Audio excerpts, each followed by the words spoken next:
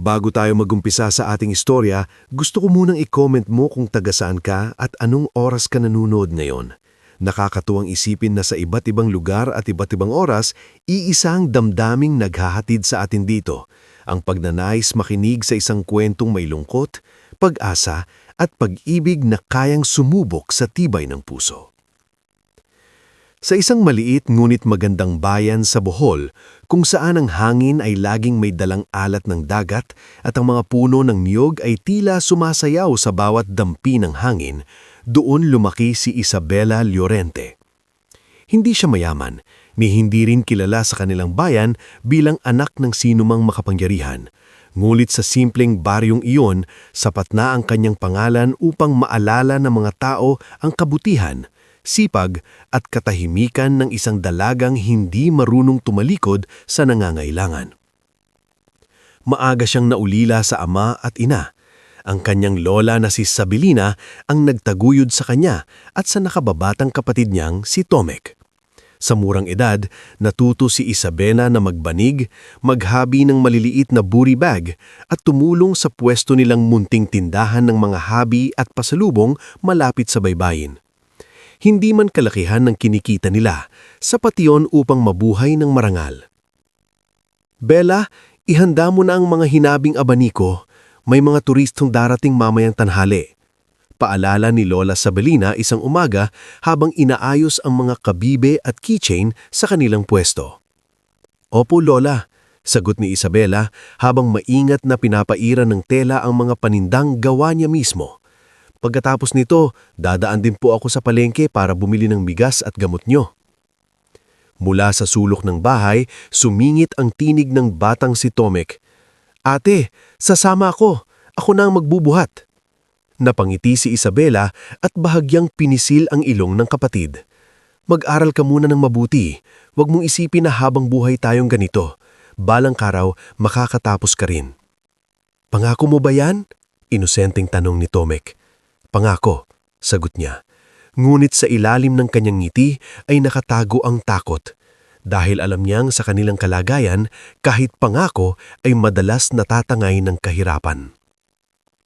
Sa baryo nila, may ilang taong malapit sa puso ni Isabela.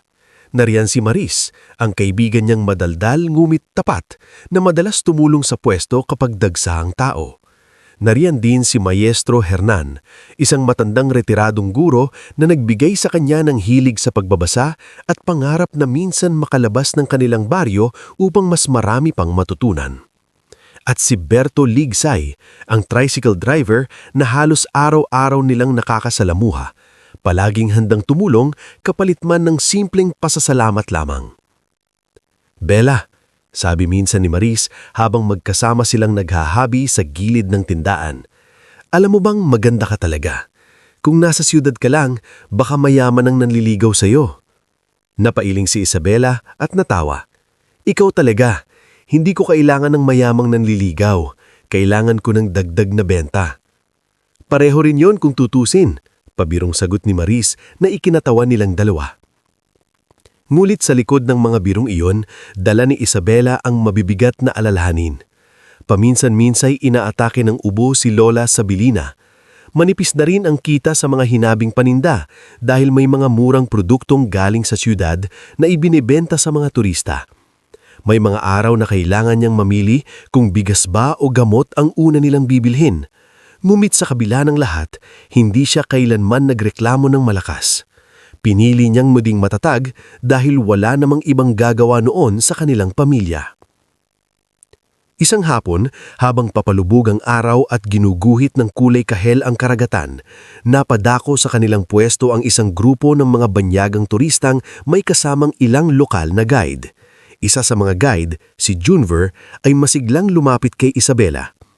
Ate Bella, bilisan mo, bibili raw sila ng marami. Sigaw nito. Dali-daling inayos ni Isabela ang mga paninda. Isa-isa niyang iniharap ang mga abaniko, hinabing bag at maliliit na souvenir. Karamihan sa mga turista ay ngumiti lamang at tumingin-tingin. Ngumit may isang matangkad na lalaki na tila hindi pangkaraniwan sa kanila. Hindi masyadong nakihalubilo. Nakasuot ito ng simpleng polo at salamin pang-araw, ngunit halatang hindi pangkaraniwang tao sa tindig at pagkilos. Tahimik lamang itong tumitingin sa mga hinabi ni Isabela na parabang may sinusukat na alaala. "Did you make these?" Tanong nito sa maingat ngunit malinaw na Ingles. "Yes," sagot niya. "My grandmother taught me." Saglit na tumigil ang lalaki, tila may gustong sabihin, ngunit pinigilan lamang. "They're beautiful." "Thank you." Simpleng sagot niya. Hindi na iyon pinansin ni Isabela. Sanay na siya sa mga turistang dumarating at umaalis. Sa baryong iyon, ang mga banyaga ay parang alon, sandaling humihikam sa dalampasigan, ngunit hindi kailanman nananatili. Pagsapit mang gabi, nagsimula ang malakas na ulan. Ang kalsadang lupa ay naging madulas, at ang hangin mula sa dagat ay tila may dalang kakaibang kaba. Dahil sa pag-aalala sa kalagayan ni Lola Sabilina, minadali ni Isabela ang pag-uwi mula sa palengke kung saan siya bumili ng kaunting bigas, tuyong isda at murang gamot sa ubo. "Bella, magpahatid ka la kay Berto," sigaw ni Alimpurita mula sa kanyang tindahan. "Huwag na po, malapit na lang naman," sigaw pabalik ni Isabela, habang tangan ang supot sa isang kamay at payong sa kabila. Ngunit sa pagdaan niya sa lumang tulay na bato, malapit sa dalampasigan, may napansin siyang anino sa gilid ng daan. Sa unang tingin ay akala niya'y lasing na natumba lamang. Ngunit nang tumama ang kidlat at luminaw ang paligid, nakita niya ang anyo ng isang lalaki na duguan ng sintido at halos wala ng malay. Napahinto siya. "Diyos ko," bulong niya. Lumapit siya ng dahan-dahan, bagamat mabilis ang tibok ng kanyang dibdib. Nang makita niya ang mukha ng lalaki, agad niya itong nakilala. Siya ang tahimik na dayuhan na tumingin sa kanyang mga habi kanina.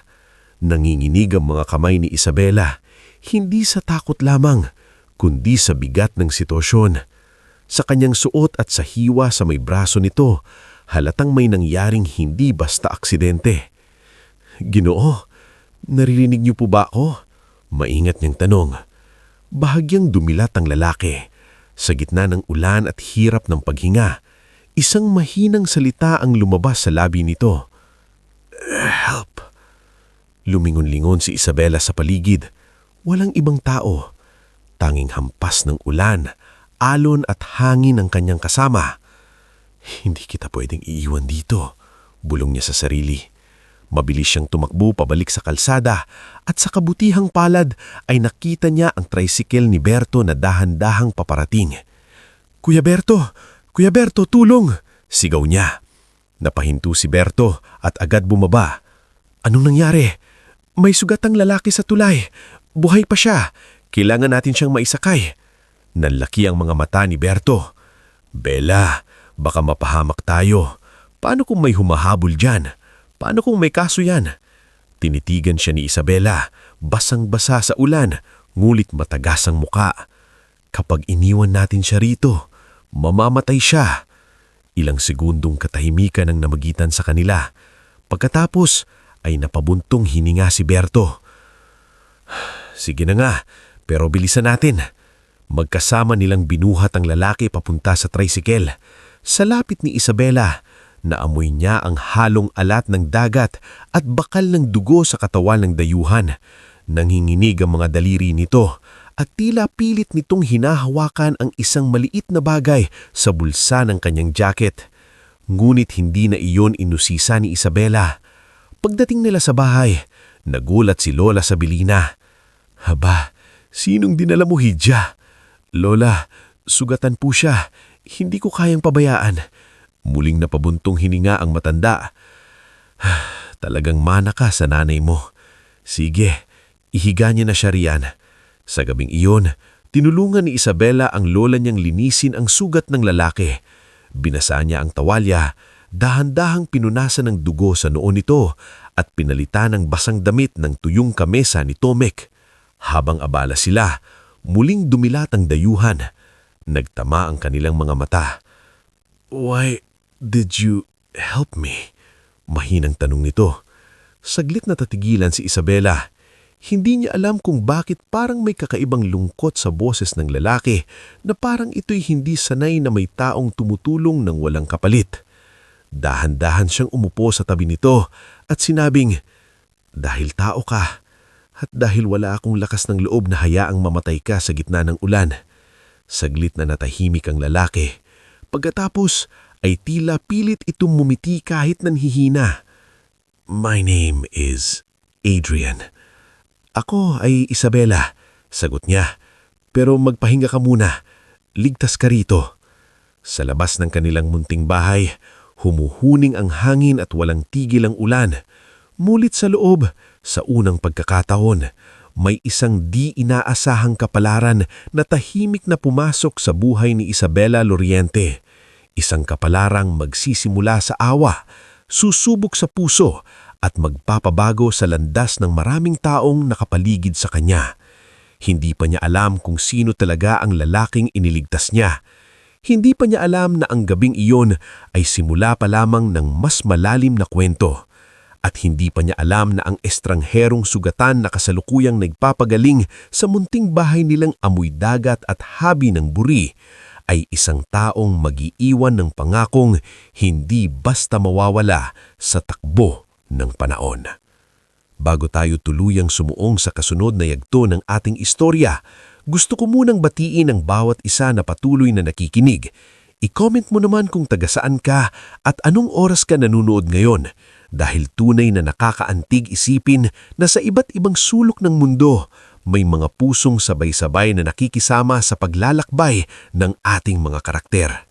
Hindi agad nagbago ang takbo ng buhay ni Isabela matapos niyang iligtas ang sugatang estrangherong si Adrian. Sa katunayan, sa mga sumunod na linggo, tila mas naging tahimik ang araw sa kanilang munting bahay sa Bohol. Mulit ang katahimikang iyon ay may dalang kakaibang init na noon lamang muling naramdaman ni Isabela.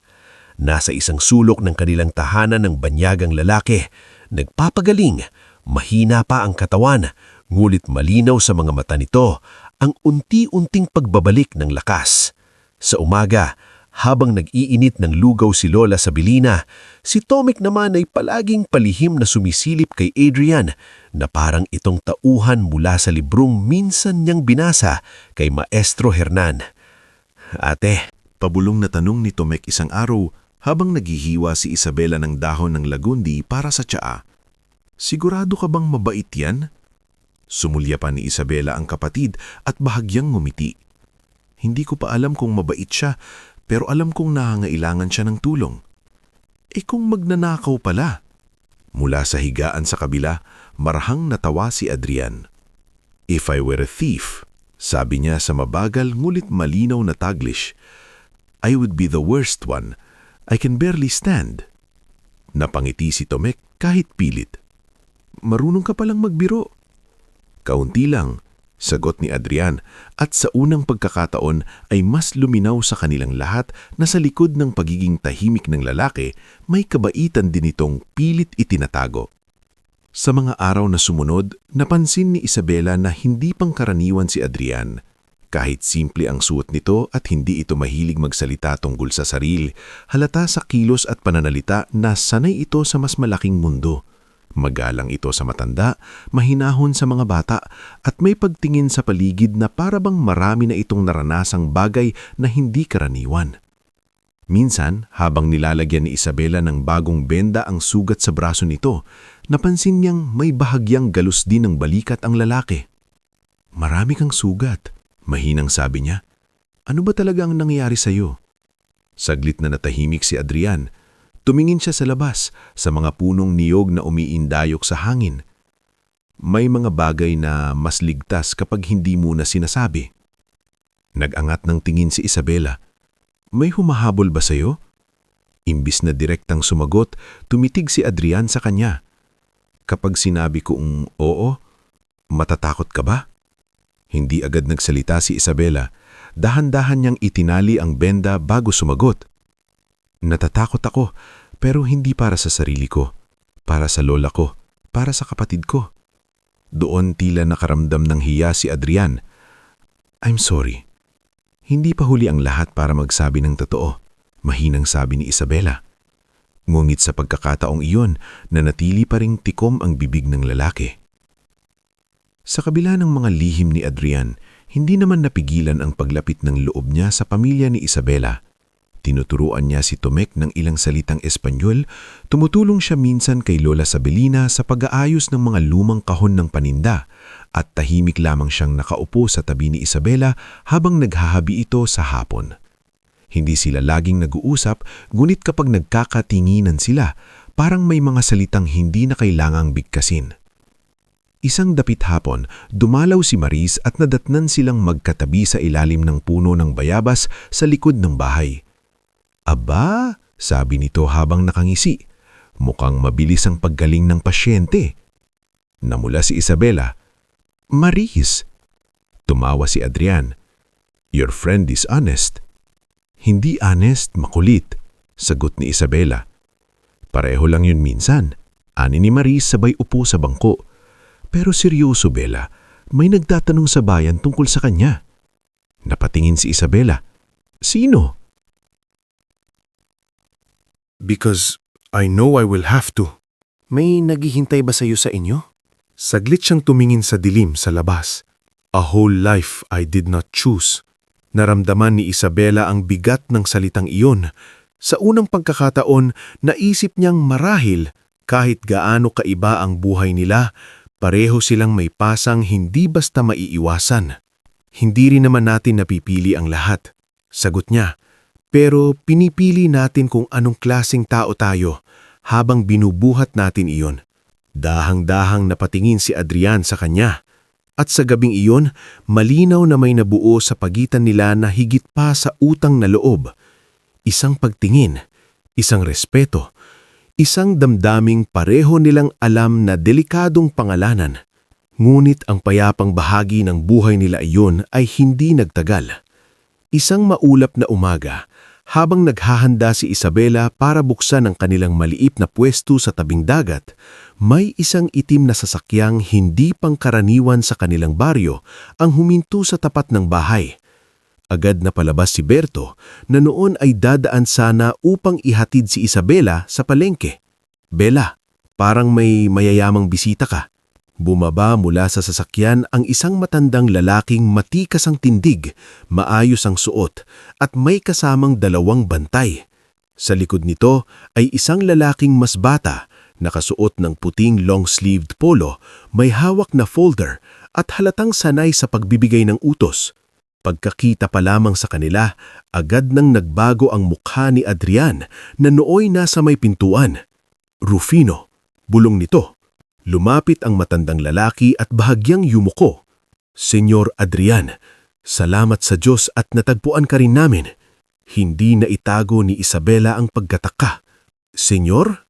Napatingin si Adrian sa kanya, ngunit bago pa siya makapagsalita ay sumagot na ang matandang lalaki. "Ako si Rufino Serrat. Ako ang matagal ng tagapangasiwa at tagapangalaga ng pamilya ng binatang ito." "Anong ibig sabihin?" tanong ni Lola Sabelina na noon ay nakatayo na rin sa pintuan. Huminga ng malalim si Rufino.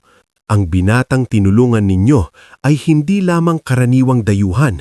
Siya ay si Adrian de Velasco, apo ng isa sa pinakamatandang maharlikang angkan sa Spain." Parang huminto ang oras sa maliit nilang bakuran. Si Tomek ang unang nakapagsalita. "Maharlika? Ibig sabihin, parang prinsipe?" Tahimik na tumanggo si Rufino. Napaatras si Isabela ng bahagya. Tumingin siya kay Adrian at sa unang pagkakataon ay pakiramdam niya'y hindi niya lubos na kilala. Hindi dahil sinungaling ito, kundi dahil napakalayo pala ng mundo nito sa mundong nakagisnan niya. "Bakit hindi mo sinabi?" mahinang tanong niya. Lumapit si Adrian, ngunit nanatili sa pagitan nila ang bigat ng katotohanan. "Because when I was here, with you, I was only Adrian. Pero hindi iyon ang buong katotohanan." "I know." Isang lalaking kasama ni Rufino ang lumapit at ibinulong dito ang isang bagay. Sumeryoso ang mukha ng matanda. "Kailayan na po nating umalis ngayon din. Lumalala na ang sitwasyon sa Spain. Naghihintay ang pamilya ninyo. May mga taong kumikilos kontra sa inyo." Naramdaman ni Isabela ang kakaibang panlalamig sa dibdib. Napakabilis ng lahat, parang isang alon na biglang dumating at agad ding hahatak pabalik sa dagat ang isang bagay na hindi pa niya handang pakawalan. Humakbang si Adrian palapit sa kanya. Wala akong sapat na oras. Bahagyang tumigas ang panga ni Isabela. Mukhang sanay ka nga sa pag-alis ng biglaan. Isabela, naputol ang boses nito. Parang may gusto pa itong sabihin ngulit wala ng panahon. Mula sa bulsa nito, inilabas niya ang isang munting medalya na yari sa pilakas, may ukit na lumang simbolo sa gitna. Inabot iyon kay Isabela. Para saan ito? Tanong niya. Para may iniwan akong totoo sa iyo at para maalala mo na babalik ako. Natawa si Isabela ng tsaunti, ngulit ang mga mata niya ay puno ng pinipigil na sakit. Madaling mangako ang mga taong umaalis. Hindi ako gaya nila. Hindi ko alam yan. Saglit na natahimik ang dalawa. Sa paligid nila, naroon sina Lola Sabelina, Tomek, Berto, at maging si Maris na noon ay kadarating pa lamang at agad na unawaan na may mabigat na paghihiwalay na nagaganap. Aalagaan mo ang sarili mo. Kayo rin po, senyor. Sagot niya. At bagamat may pormalidad ang salitang iyon, malinaw sa boses niya ang pinaghalong tampo at pag-iingat. Bahagyang napapikit si Adrian na tila nasaktan sa distansyang biglang nabuo sa pagitan nila. Ngulit wala na siyang magawa. Ilang sandali pa, sumakay na siya sa sasakyan kasama si Rufino Serrat at ang mga tauhang nito. Habang papalayo ang kotse sa bakuran, mahigpit na hawak ni Isabela ang medalya sa palad na parabang iyon na lamang ang ebidensyang totoo ang lahat ng nangyari. Ngunit hindi alam ni Isabela na ang pag-alis na iyon ay hindi lamang simpleng paghihiwalay. Dahil sa mga susunod na taon, ang alaala ng lalaking minsang iniligtas niya ay mananatiling isang tahimik na sugat sa puso. Habang ang sarili niyang buhay ay dahan-dahang dudurugin sa ilalim ng bigat ng pagkawala, kahirapan at mga taong handang samantalahin ang kabaitan niya. At sa kabilang panig ng mundo, may isang binatang ipinanganak sa kapangyarihan na unang beses natutunang mangulila hindi sa isang tahanan, kundi sa isang simpleng dalagang Pilipina na minsang tumingin sa kanya bilang tao, hindi bilang prinsipe.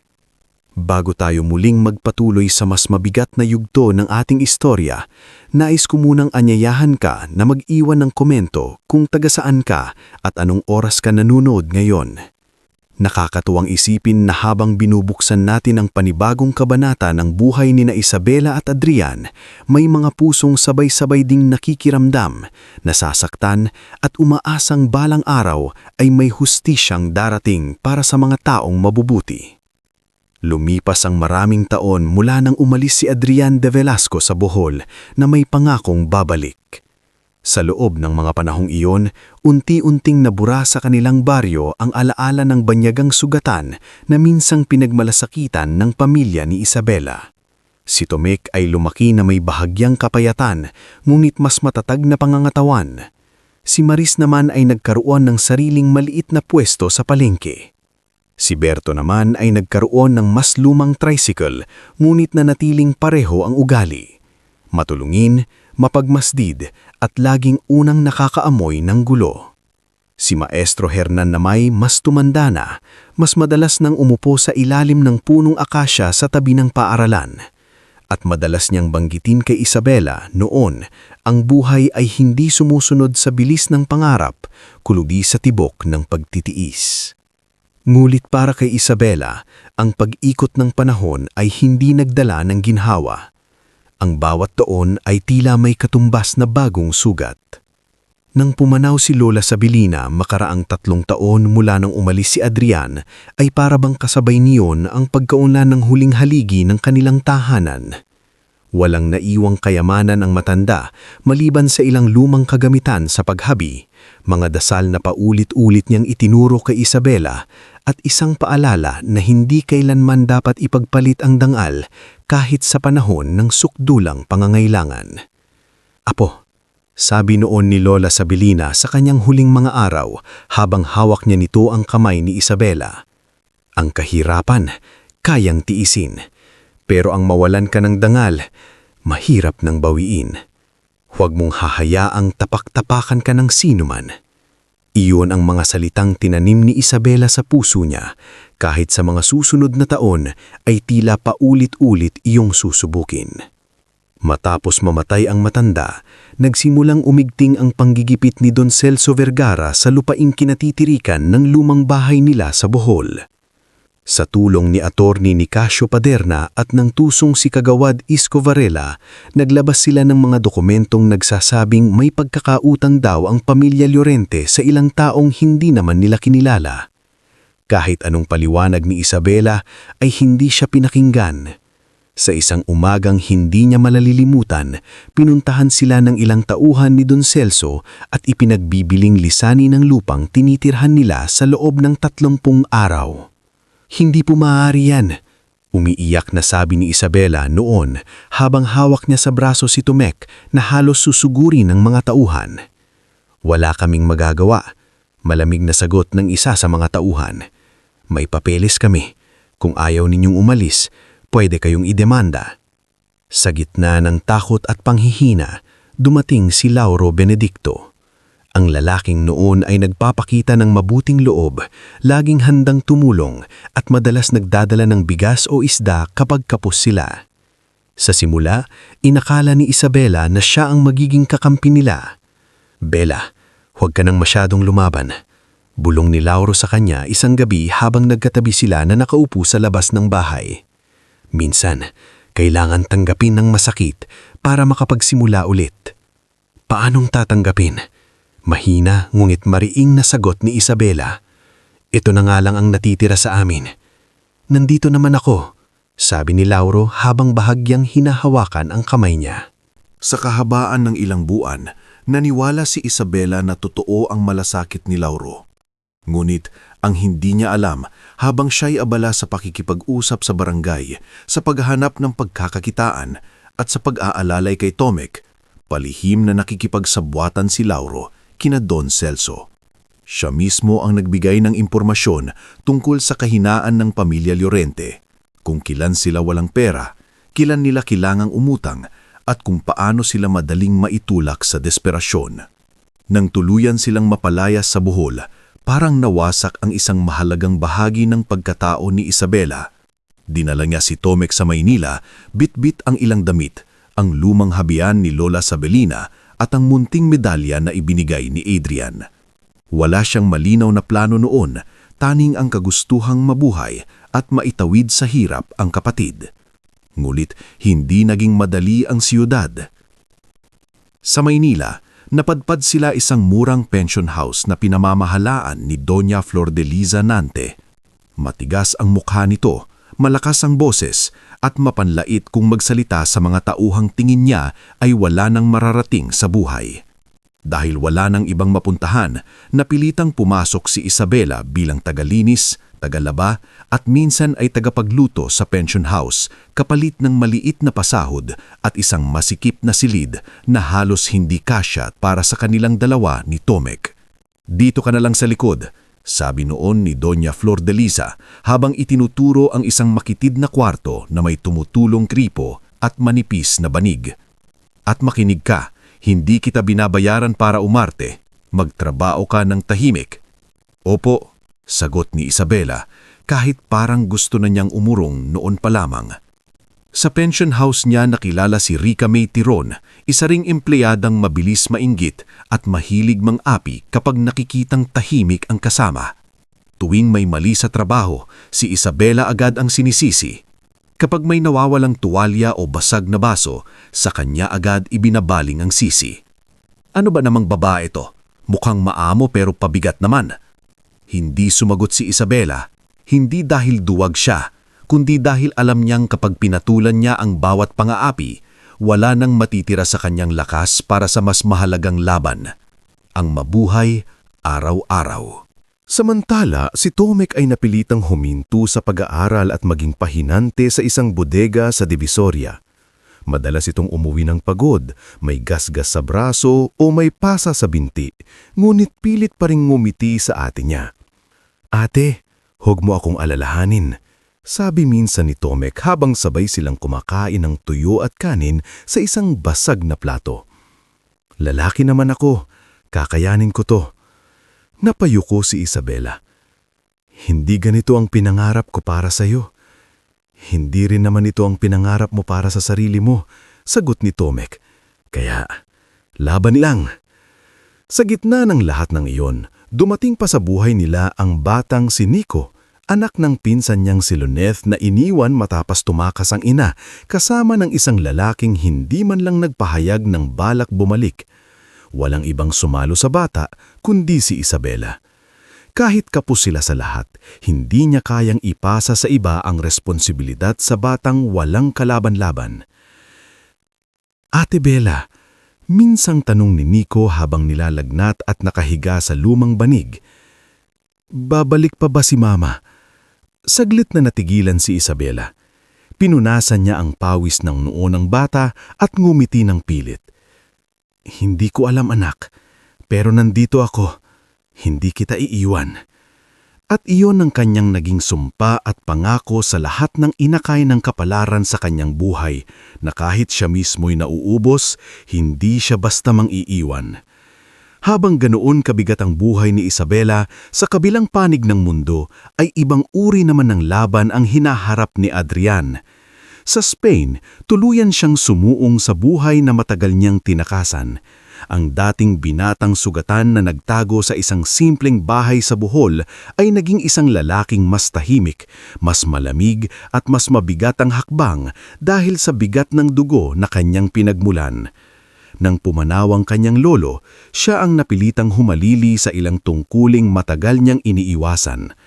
Araw-araw ay may pulong, may bantay, may kapangyarihang kailangang ingatan at may mga taong gusto siyang manipulahin para sa kani-kanilang interes. Naroon si Doña Mercedes de Aragon, ang tiya niyang laging may puna sa bawat kilos niya.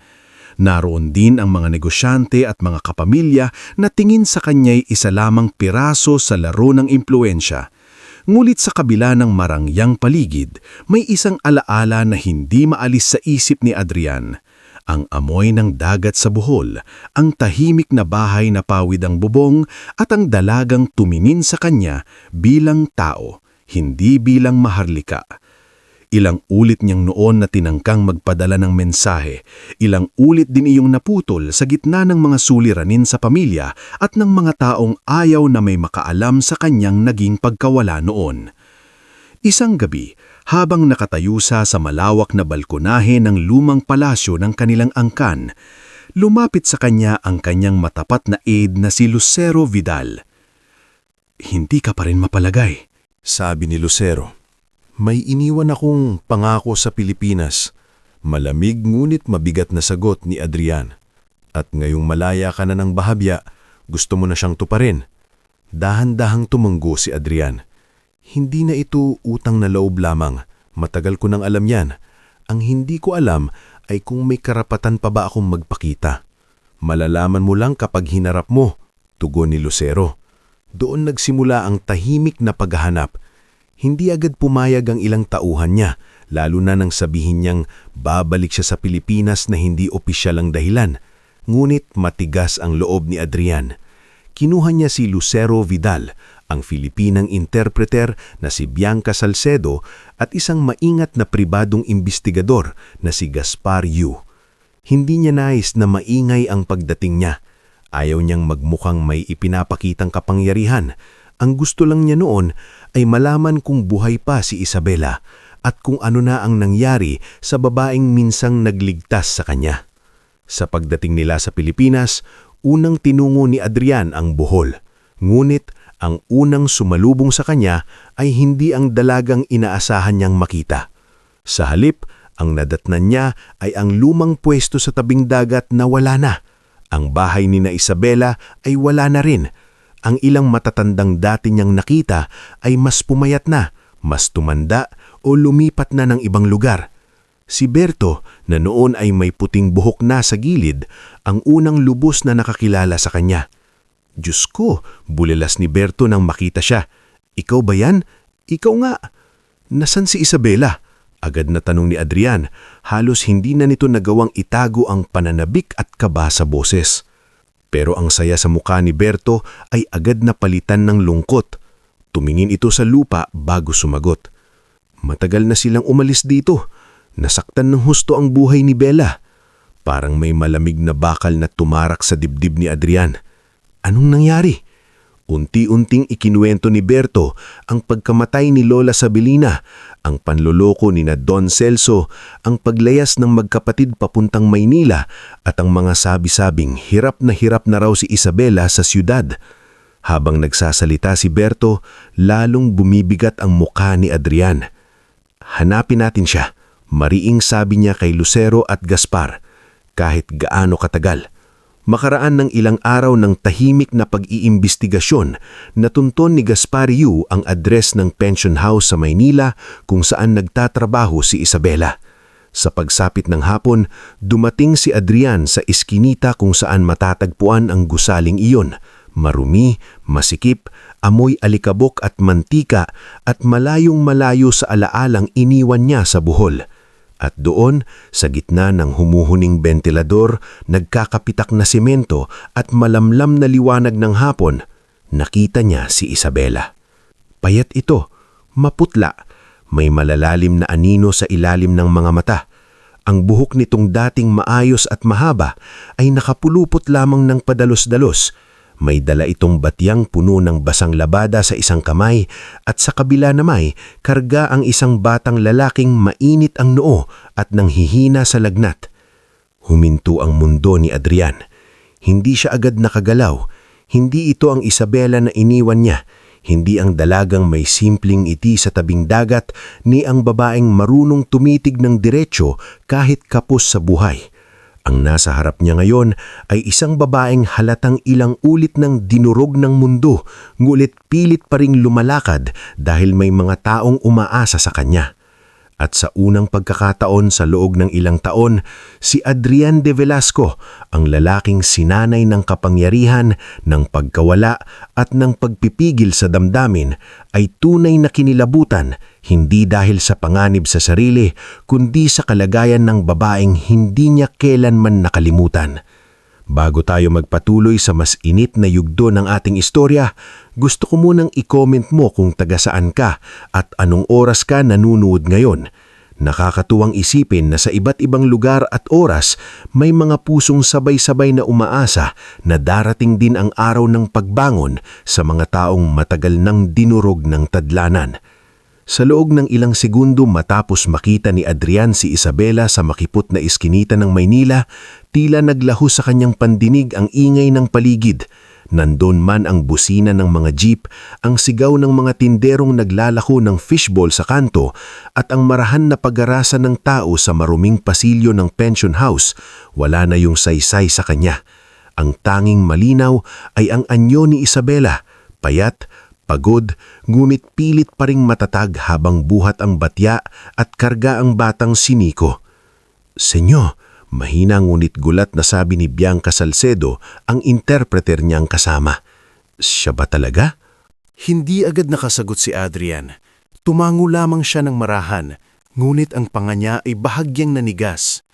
Sa mga mata niya, may halong sakit, guilt, at isang uri ng matinding galit. Hindi kay Isabela, kundi sa lahat ng humantong para makita niya itong ganito. Nakita niyang muntik nang dumula si Isabela sa basang bahagi ng pasilyo, kaya otomatikong humakbang siya pasulong.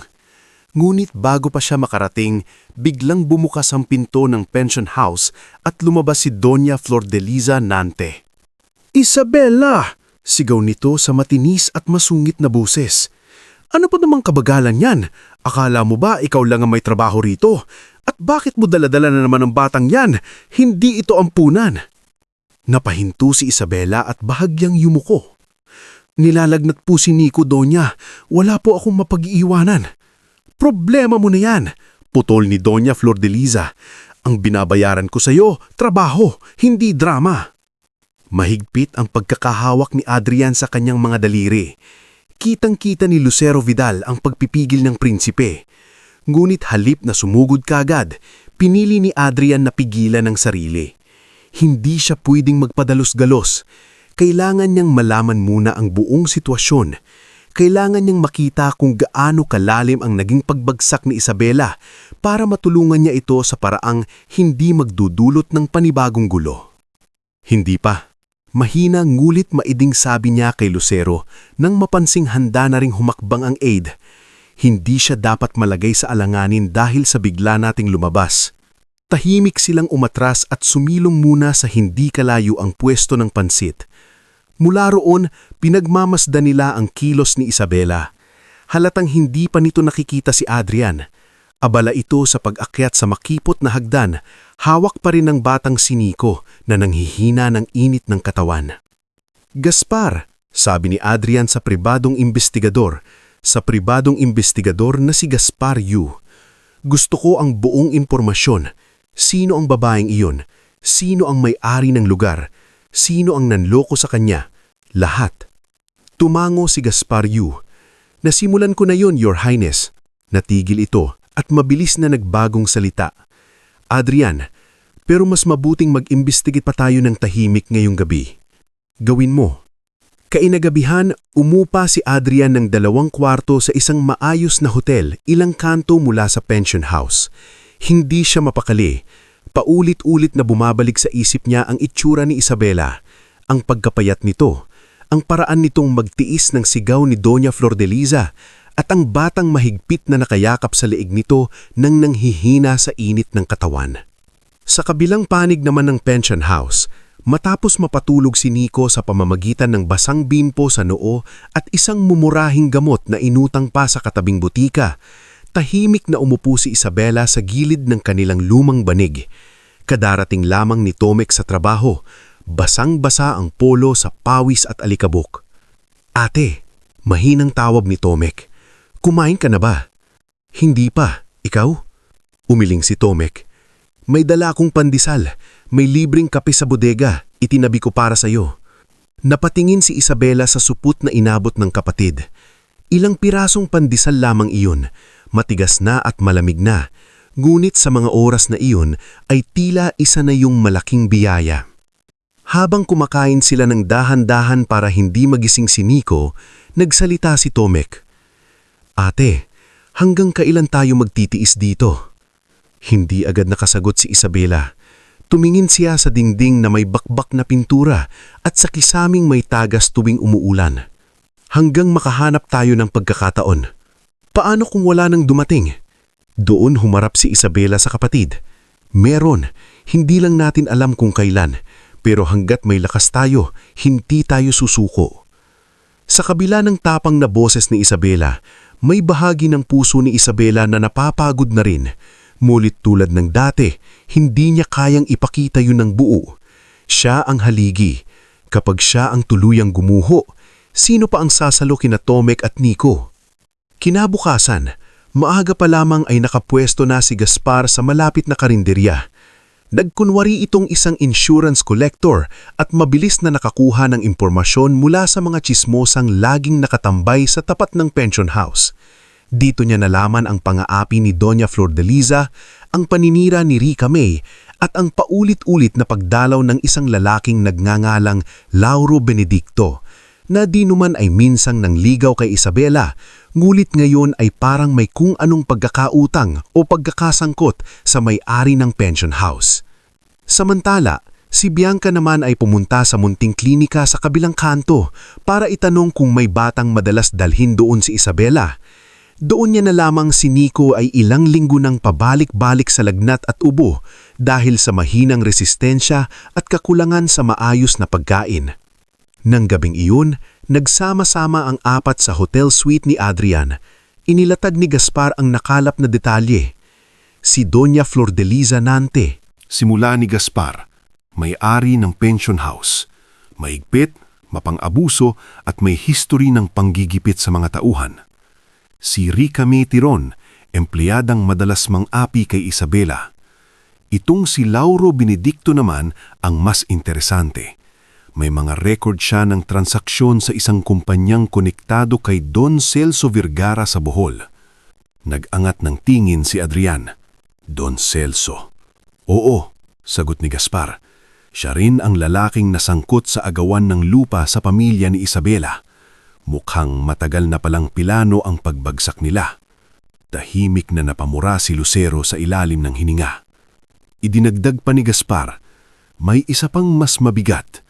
Mukhang may tulong mula sa isang tiwaling opisyal noon sa Bohol, si Kagawad Isko Varela at abogado nilang si Attorney Nicasio Paderna. Peke ang ilan sa mga dokumentong ginamit laban sa pamilya Llorente. Napatayo si Adrian at lumapit sa bintana. Sa kabila ng salamin, kumikislap ang ilaw ng syudad. Ngulit sa dibdib niya ay lumalaki lamang ang lamig ng puot. Hindi na ito simpleng pagnanais na tulungan si Isabela. Isa na itong pangangailangang ituwid ang mga bagay na sinira ng kasakiman ng ibang tao. Hindi lang natin siya ikukuha ng mas magandang tulugan, malamig na sabi ni Adrian. Ibabalik natin ang lahat ng kaya pang maibalik at pababagsakin natin ang lahat ng sumira sa kanya. Ngunit alam niyang hindi pwedeng gawin iyon ng basta-basta. Hindi rin pwedeng sumulpot siya bilang isang prinsipe na nagbubuga ng utos. Kilala niya si Isabela. May dangal ito. Kapag naramdaman itong inaawa siya, baka lalo lamang itong lumayo. Kaya ang unang hakbang na ginawa ni Adrian ay ang pinakamahirap para sa isang lalaking matagal nang kinokontrol ang takbo ng paligid. Ang magpakumbaba at muling lumapit bilang si Adrian lamang. Kinabukasan, bandang hapon habang naghuhugas si Isabela ng kumot sa likod ng pension house, napahinto siya nang makarinig ng isang pamilyar na tinig. Isabela. Parang nanlamig ang kanyang batok. Dahan-dahan siyang tumingala. Sa harap niya ay nakatayo ang lalaking inakala niyang hindi na niya muling makikita. Mas matikas na ito ngayon, mas formal ang suot at mas mabigat ang mga mata. Ngunit walang duda, si Adrian iyon. Ilang segundo siyang napatitig lamang. Hindi siya agad nakapagsalita. Hindi siya sigurado kung galit ba ang una niyang naramdaman o gulat o yung matagal nang natulog na sakit na muling bumangon sa isang sulyap lamang. Ikaw, yun lang ang naisagot niya. Tumanggo si Adrian. Ako. Parang gusto ni Isabela tumawa, umiyak at magalit ng sabay-sabay. Ngulit ang tanging lumabas sa bibig niya ay, "Bakit ka nandito?" "Dahil bumalik ako. Maraming taon na ang lumipas." "I know. Matagal mong inakala lumipas." Bumidyat ang mukha ni Adrian. "May mga laban akong hindi ko naiiwang piliin, pero hindi kita nakalimutan." Napabuga ng maikling tawa si Isabela, ngunit puno iyon ng pait. Madaling sabihin yan kapag dumating kang maayos ang suot at mukhang kayang bumili ng isang kanto sa Maynila. Hindi nakasagot agad si Adrian. Tanggap niya ang lahat ng sumbat na iyon. Karapatan iyon ni Isabela. "Hindi ako naparito para akuin ang awa mo," patuloy ni Isabela. Pinupunasan niya ang basa niyang mga kamay sa lumang saya. "Kung may utang na loob ka pa rin, matagal na iyong tapos." "Hindi utang na loob ang nagdala sa akin dito." Mahina ngunit buong klaridad sabi ni Adrian. Doon siya unang tumingin direkto sa mga mata nito. Sa ilang saglit na iyon, bumalik sa alaala niya ang bahay sa Bohol, ang gabing maulan, ang munting medalya at ang pangakong iniwan. Ngulit kasabay niyon ang mga taon ng hirap, gutom, panluloko at pagod. Bago pa makapagsalita si Isabela, buglang dumating si Doña Flordelisa mula sa likod. "Ano na naman to?"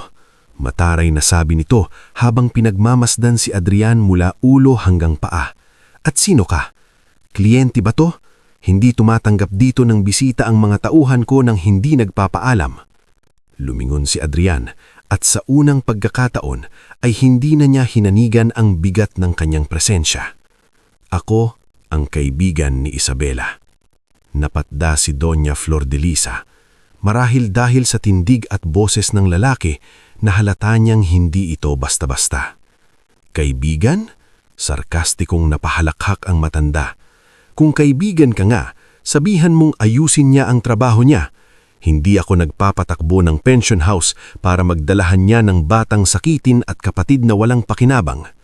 Bahagyang uminting ang panga ni Isabela. Sanay na siya sa mga insultong iyon, ngulit ngayong naririnig ng isang tao mula sa kanyang nakaraan, parang lalong mabigat. Hindi walang pakinabang ang kapatid ko, marining na sagot niya, at lalong hindi sagabal si Nico. "Oh, aba, sumasagot ka na ngayon?" Tumaas ang boses ni Doña Flordelisa. "Dahil ba may naka-Amerikano kang kausap?" Bago pa lumala, lumapit si Adrian ng isang hakbang. Hindi siya sumigaw, hindi siya nagbahanta, ngulit ang bawat salita niya ay parang malamig na bakal. "Mula ngayon," sabi niya, "hindi na mananatili rito si Isabela." Natawa si Doña Flordelisa. "At sino ka para magdesisyon?" Tahimik na inilabas ni Adrian ang isang calling card at inabot iyon. Binasa ni Doña Flordelisa ang nakasulat at kapansin-pansing nawala ang kulay sa mukha nito. Hindi man ganap maunawaan ni Isabela kung ano ang nakita ng matanda, malinaw na may biglang nagbago sa tindig nito. "Kung may anumang utang o usaping pinipilit ninyong ikadena sa kanya, aking mga abogado ang kakausapin sa inyo. Simula ngayong araw." Tahimik ang paligid. Maging Siri kami na nakikichismis sa may pinto ay hindi makaimik. Huminga ng malalim si Isabela. Hindi siya sanay na may taong humaharap sa kanya sa ganitong paraan, ngulit hindi rin siya komportable na tila iniligtas siya ng kapangyarihang hindi niya nauunawaan ng lubos. "Ayokong may gulo," mahina niyang sabi kay Adrian. "Huli na para roon," sagot niya. Ngulit malumanay ang boses. "Matagal nang may gulong ibinagsak sa buhay mo. Panahon na para may tumulong mag-ayos." Hindi pa rin nakapagsalita si Isabela ng maayos. Ngunit nang umubo ng malakas si Nico mula sa loob at mapahawak ito sa dibdib, agad siyang napalingon at pumasok. Ilang sandali pa ay lumabas siyang buhat ang bata. Halatang lumalala ang pakiramdam nito. "May klinika sa kanto pero wala pa akong sahod." Halos babulong niyang sabi. "Sa ospital tayo." Mabilis na sagot ni Adrian. "Hindi pwede. Wala kaming pangbayad. Ako ang bahala." Gusto pa sanang tumutol si Isabela. Ngunit sa bigat ng katawan ni Nico at sa init nito, wala siyang lakas para makipagtalo. Sa unang pagkakataon matapos siyang maraming taon, pumayag siyang may humawak sa bahagi ng pasaning, halos siya na lang ang bumubuhat. Makalipas ang isang oras, nasa pribadong kwarto na ng isang maayos na ospital si Nico. Sinusuri ni Dr. Salome Rivas. Habang nakaupo si Isabela sa gilid ng kama, tahimik lamang siyang nakatingin sa dextrose ng bata. Tila hindi pa rin makapaniwala sa biglang pag-ikot ng pangyayari. Sa kabilang gilid ng silid, naroon si Tomek na kakatapos lamang dumating matapos sunduin ni Lucero. Halatang litong-lito rin ito nang makita si Adrian, ngulit nang makitang maayos na natutulungan si Nico, pinili muna nitong magtimpi sa mga tanong. Paglabas ni Dr. Salome, humarap ito sa kanila. Mabuti at nadala agad. Malakas ang lagnat pero maaagapan. Kailangan lang ng tamang gamot, pahinga, at mas maayos na nutrisyon. Napayuko si Isabela. Ilang beses na niyang naririnig ang salitang mas maayos na nutrisyon na parang napakadaling ibigay. Gayong sa kanila, minsan ay luho na nga ang sapat na pagkain. Marahang lumapit si Adrian sa kanya. Hindi siya sumiksik, hindi siya nagpumilit. Tahimik lamang siyang tumayo sa tabi nito. Gaya nung mga hapon magkatabi silang nakaupo sa buhol, "May inihanda akong matitirahan para sa inyo. Ligtas, tahimik, walang sisigaw sa iyo roon. Walang mga api kay Nico at makakapagpahinga si Tomek." Hindi agad sumagot si Isabela. Matagal niyang tinitigan ng batang natutulog bago siya tuluyang humarap kay Adrian. "Bakit mo ginagawa ito?" Dahan-dahang huminga si Adrian. "Dahil noong panahong wala akong lakas, tinulungan mo nang wala kang hinihinging kapalit. At ngayong ikaw ang lugmok, hindi ko kayang tumalikod." Tinitigan siya ng Isabela ng matagal. Hindi pa lubusang nawawala ang sugat ng mga taong nawala at nanloko. Hindi rin basta-basta mawawala ang mga taon ng pagdurusa.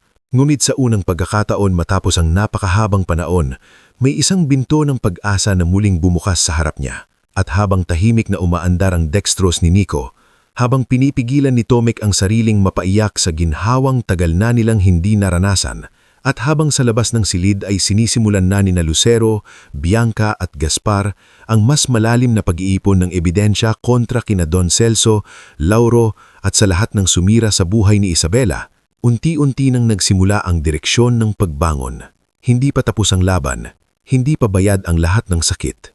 Ngunit sa unang pagkakataon matapos ang maraming taon, hindi na nag-iisa si Isabela sa pagharap sa bagyong matagal nang sumusubok lunuwad sa kanya. Bago tayo sumuong sa huling yugto ng ating istorya, Nais ko munang anyayahan kang mag-iwan ng komento kung taga-saan ka at anong oras ka ngayong nanonood.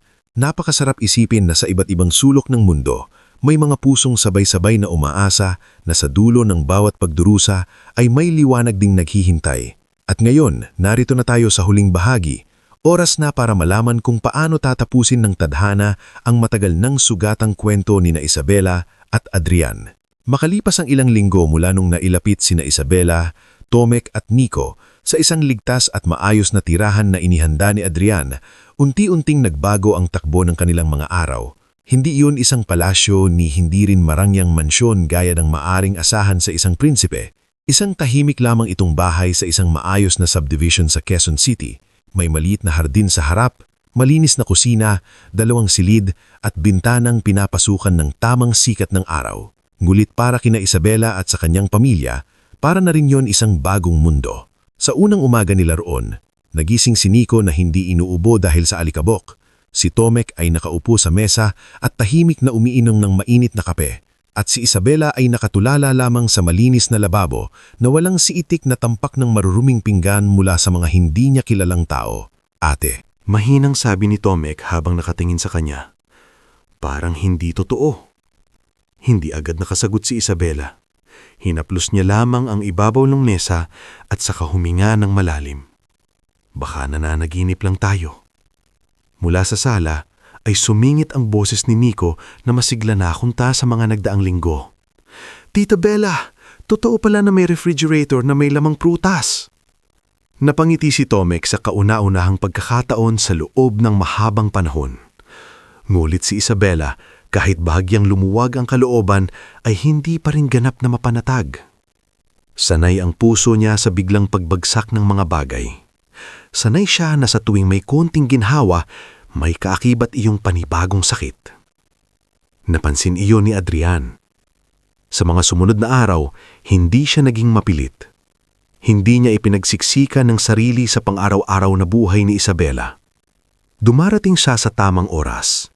Nagtatanong kung maayos ang lagay ni Nico, nakikipag-usap kay Tomek tungkol sa posibilidad na makabalik ito sa pag-aaral, at minsan ay tahimik lamang na nakaupo sa hardin habang si Isabela ay abala sa pag-aayos ng mga gamit. Wala siyang ginawang kilos na magpaparamdam kay Isabela na may kapalit ang tulong na ibinibigay niya. Ngunit may mas malaki pa siyang inihahanda. Isang hapon, dumating sa bahay si Doña Esperanza Villacorta, isang matikas ngunit maamong babae na nasa huling bahagi na ng kanyang edad 50. Dating negosyante ito sa larangan ng local crafts at social enterprises at matagal nang tumutulong sa mga komunidad ng mga habi sa Visas at Mindanao.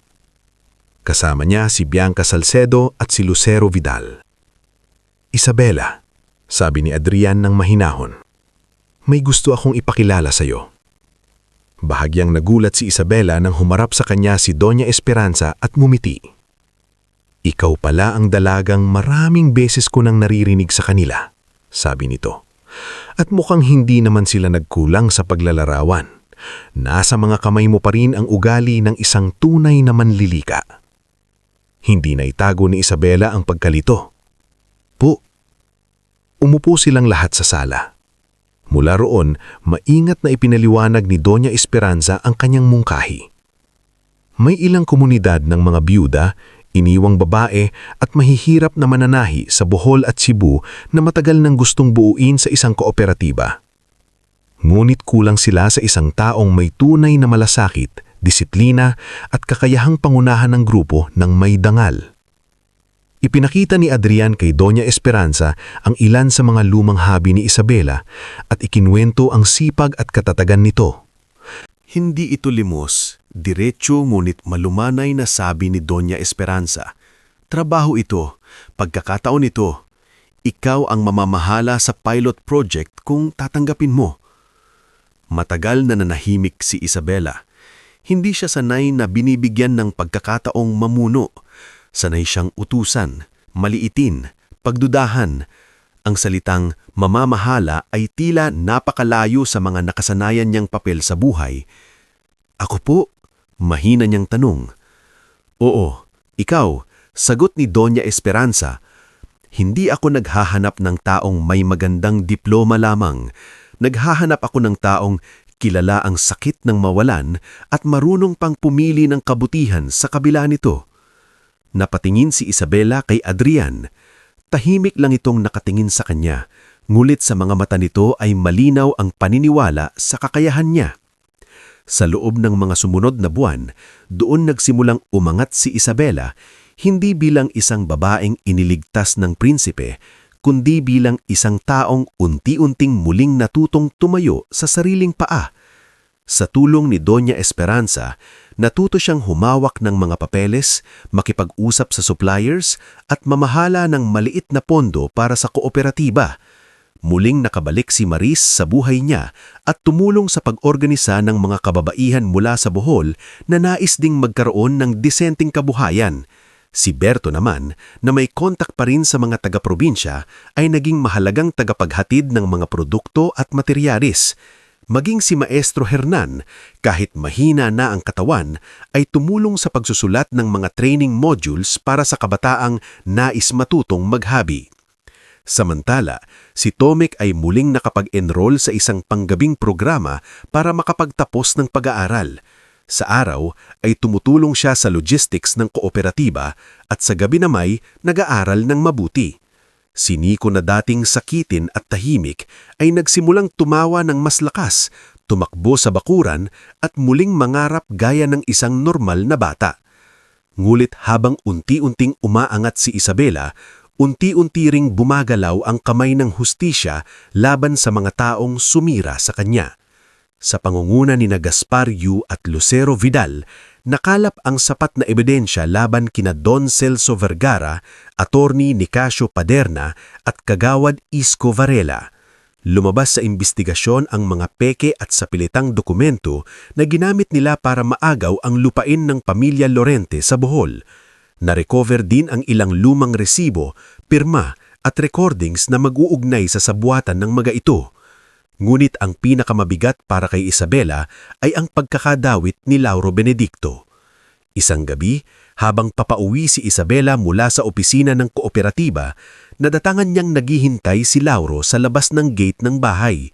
Maayos ang suot nito, ngunit kita sa mukha ang hirap at takot na dala ng mga nagsisimulang lumabas na kaso laban sa mga kasabwat nito. Bella, tawag nito. Pwede ba tayong mag-usap? Huminto si Isabela, ngunit hindi siya lumapit. Wala na tayong dapat pag-usapan. Pakinggan mo lumako. Pakiusap ni Lauro. Napilitan lang ako noon, hindi ko akalaing aabot sa ganito. Napatawa si Isabela, ngunit iyon ay isang tawang walang saya. Hindi mo inakalang mawawalan kami ng bahay? Hindi mo inakalang magugutom kami? Hindi mo inakalang hihinto sa pag-aaral si Tomek? Hindi mo inakalang may batang madadamay? Bella, mahal kita noon. Tumigil ka. Putol niya at sa unang pagkakataon ay may apoy na sa mga mata niya.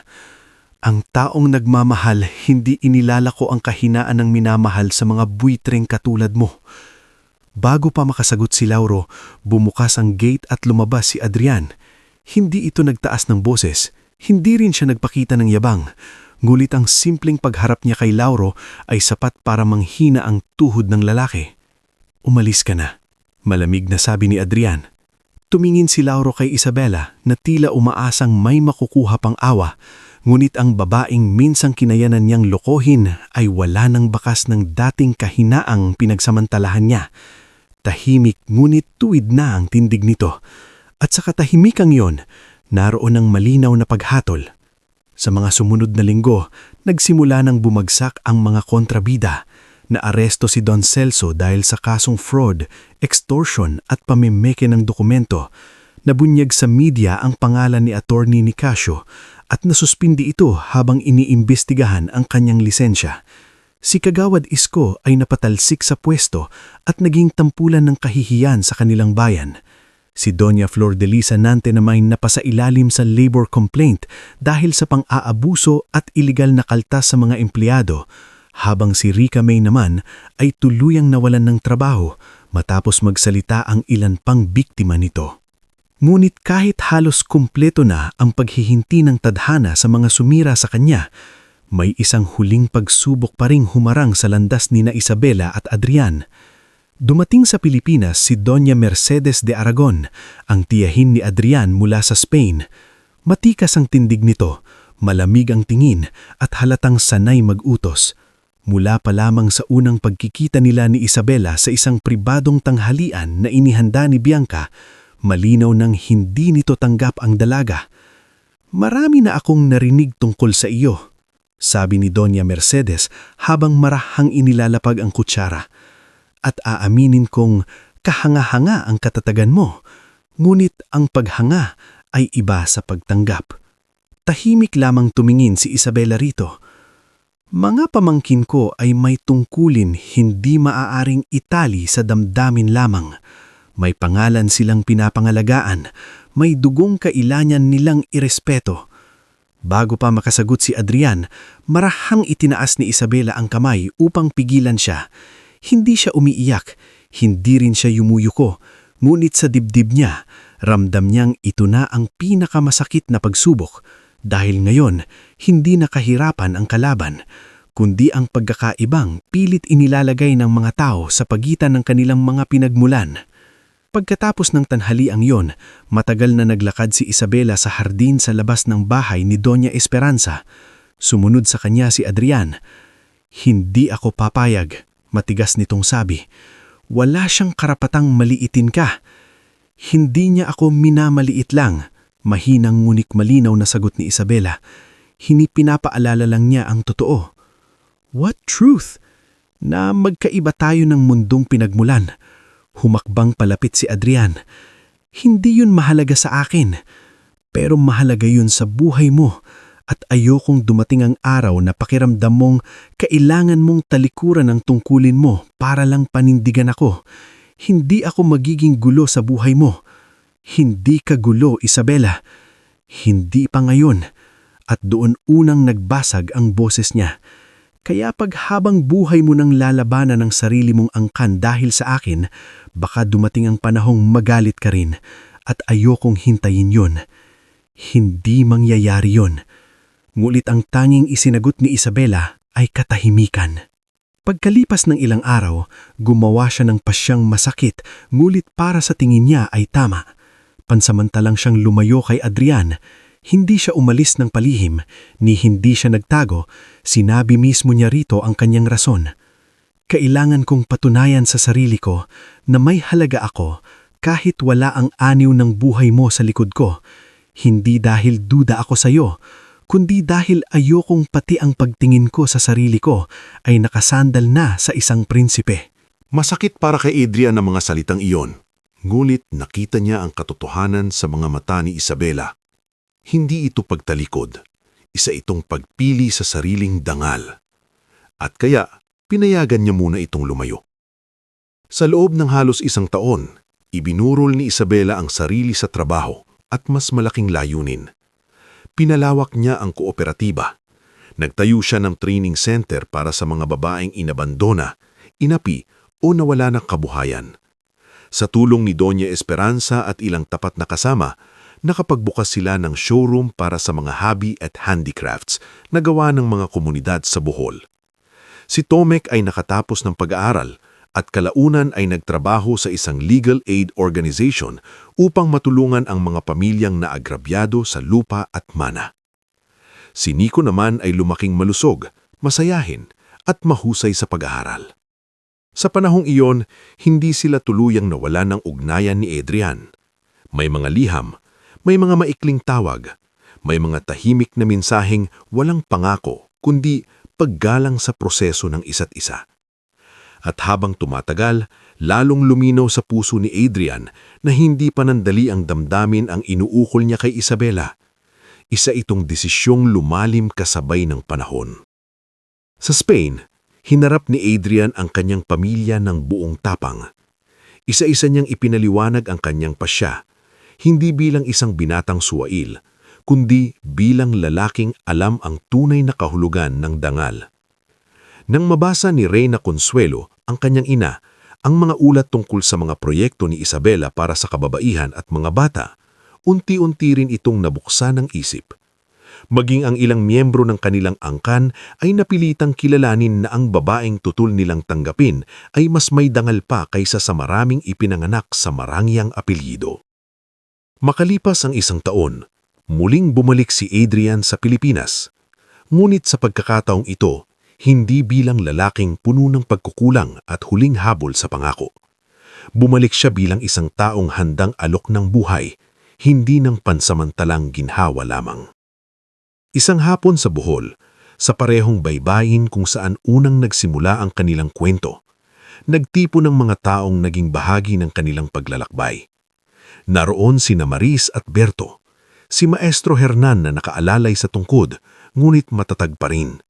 Doña Esperanza, si Bianca, si Lucero, si Gaspar, si Tomek at si Nico na ngayoy masiglang tumatakbo sa buhangin. Naroon din ang ilan sa mga babaeng natulungan ng kooperatiba, kasama ang mga batang ngayoy nakangiti na dahil may kinabukasan na. Habang hinahampas ng mahinang alon ng dalampasigan at ginuguhit ng dapit hapon ng kalangitan, humarap si Adrian kay Isabela. Wala siyang suot na korona, wala ring magarbong seremonya. Isang maayos na barong lamang at isang titig na tapat at payapa. Isabela Lorente, sabi niya, at sa bawat salitang binibitawan ay tila ibinababa niya ang lahat ng yabang na kayang idulot ng kapangyarihan. Noong unang beses mo akong nakita, wala akong maipagmamalaki kundi sugat at kahinaan. Tinulungan mo nang hindi mo alam kung sino ako. Ngayon, alam mo na kung sino ako. Alam mo rin ang lahat ng gulo dala ng pangalan ko. Pero sa kabila niyon, ito pa rin ang totoo. Ikaw ang babaeng hinanap ng puso ko sa bawat taon ng pagkawala. Tahimik ang palilid, maging si Nico ay napatigil sa pagtakbo.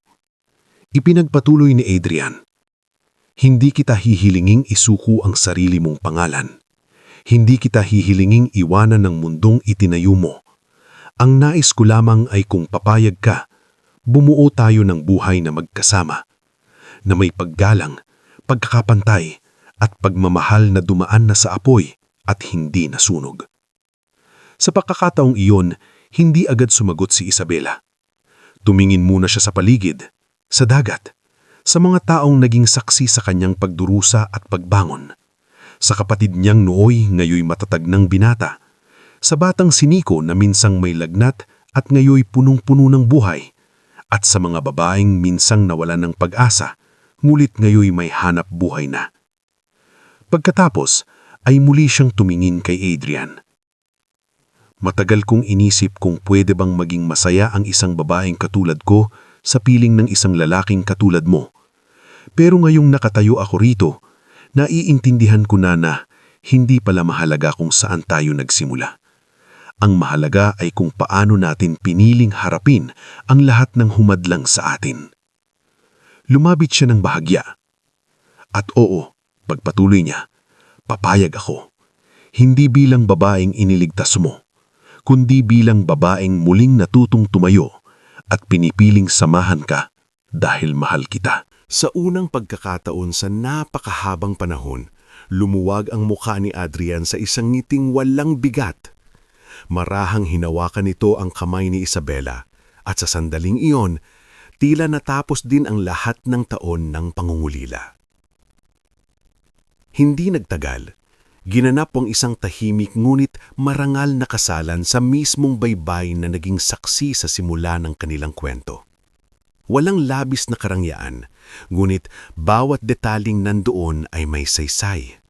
Mga habing dekorasyon mula sa kooperatiba ni Isabela, mga bulaklak na inayos ng mga kababaihang natulungan nila, musika mula sa mga lokal na musiko ng baryo at mga ngiting hindi nabibili ng salapi. Si Tomek ay naging isa sa mga pangunahing saksi sa kasal at kalaunan ay naging ganap ng abogado sa mga naaagrabyadong pamilya sa probinsya. Si Nico naman ay lumaki sa isang tahanang puno ng pag-aruga at kalaunay nangarap maging doktor matapos maalala ang panahong iniligtas siya ni Dr. Salome Ivas at ng mga taong hindi sumukong tulungan siya. Si Maris naman ay naging pinuno ng community showroom sa Bohol. Si Berto ay nagretiro na may sariling maliit na transport business. At si Maestro Hernan, bago tuluyang pumanaw makalipas ang ilang taon, ay nasaksihan ng buong pagbangon ni Isabela at nasabi niyang ang batang mahilig sa tahimik na kabutihan ay siya palang magiging ilaw ng marami. Tungkol naman kina Don Celso, Lauro, Doña Flor de Liza at sa iba pang sumira sa buhay ni Isabela, isa-isa nilang inani ang bunga ng kanilang kasakiman. Mulig para kay Isabela, ang tunay na hustisya ay hindi lamang ang makita silang bumagsak.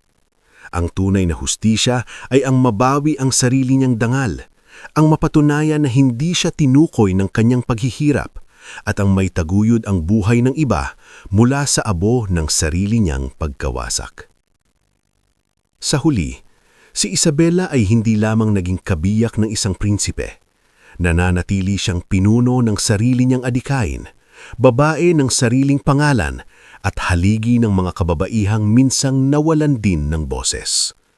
At si Adrian, sa piling niya, ay natutong ang pinakadakilang dangal ay hindi nagmumula sa dugo o apelyido, kundi sa kakayahang pumili ng pag-ibig na marunong gumalang, maghintay at tumayo sa tabi ng taong minamahal. At sa bawat hampas ng alon sa baybayin ng Bohol, tila may tahimik na paalala ang panahon, na may mga pangakong natutupad, may mga sugat na talagang naghihilom, at may mga pusong kahit gaano katagal mapalayo sa isa't isa, ay muling nagtatagpo sa tamang sandali upang buuin ang wakas na matagal nang ipinagkait sa kanila.